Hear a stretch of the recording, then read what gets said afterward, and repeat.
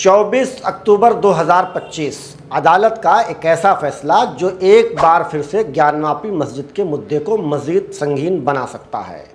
वाराणसी की ज्ञानवापी मस्जिद एक ऐसी जगह जो सदियों से इबादत, अक़ीदत और एहतराम का मरकज़ रही है, लेकिन अब वो एक झगड़े के मैदान में तब्दील हो चुकी है।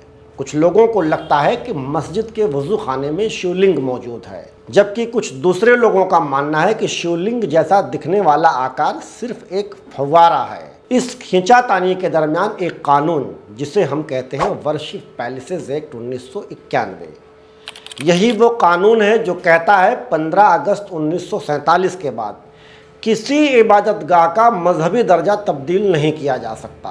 मगर आज क्या इस कानून के रूह को नज़रअंदाज किया जा रहा है? क्या ज्ञानवापी मस्जिद का मसला देश को एक नए बहरान की तरफ ले जा रहा है, जो 6 दिसंबर 1992 की भयावह तस्वीर को दोबारा प्रदर्शित कर सकता है? हकीकत, कानून और मुमकिना ख़तरात, इन सब पर बात करेंगे। पहले चैनल को सब्सक्राइब, फेसबुक पेज को फॉलो कर लें। हमारे डिजिटल मीडिया हाउस को सपोर्ट कीजिए, लिंक डिस्क्रिप्शन में है। 24 अक्टूबर 2025 को आए फैसले पर हम बाद में बात करेंगे। सबसे पहले समझ लेते हैं कि वर्शिप पैलेसेस एक्ट 1991 क्या है। ये कानून उस वक्त लाया गया जब देश बाबरी मस्जिद और राम जन्मभूमि की आग में झुलस रहा था। कानून को लाने का मकसद था कि आइंदा किसी इबादतगाह पर झगड़ा ना हो। कानून के मुताबिक जो इबादतगाह 15 अगस्त 1947 में जैसे थी वैसे ही रहेगी, उसमें किसी तरह की कोई तब्दीली नामुमकिन होगी।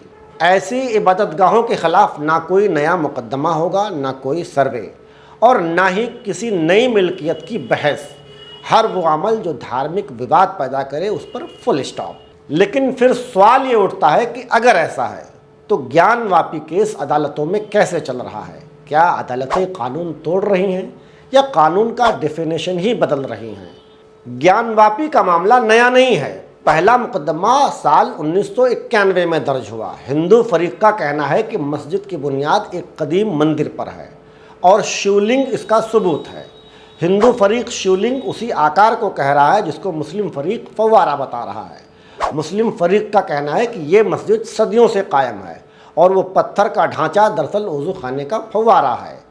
साल 2022 में अदालत ने वीडियो सर्वे का हुक्म दिया। वज़ू खाने में एक गोल पत्थर मिला और तब से यह तनाज़ा पूरे मुल्क में फैल गया। सोशल मीडिया ने इसे तारीख़ी सबूत कहकर पेश किया, लेकिन ASI अभी तक किसी हतमी नतीजे पर नहीं पहुंच सका। साल 2024 की एक रिपोर्ट में इस ढांचे को सिर्फ विवादित पत्थर कहा गया, ना इसे शिवलिंग करार दिया गया, ना ही फव्वारा।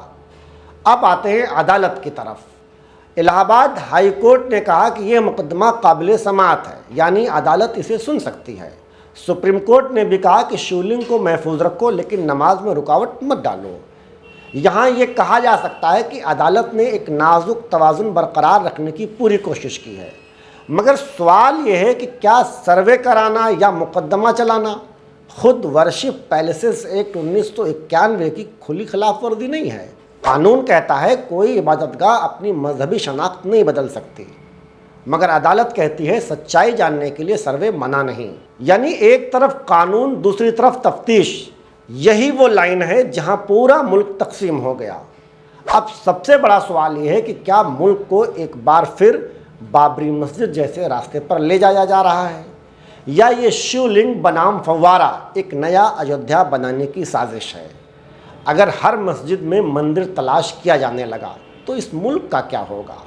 क्या हम अपने बच्चों को वही तारीख़ दिखाना चाहते हैं जो नफ़रत, झूठ और मजहबी सियासत से भरी पड़ी? आज का भारत तरक्की, रोज़गार और तालीम की बात करना चाहता है, लेकिन हम अब भी माजी के इन्हीं झगड़ों में उलझे हुए हैं। कहीं ऐसा ना हो कि पत्थरों से ईमान साबित करने के चक्कर में हम पूरे देश को पत्थरों का ढेर बना डालें।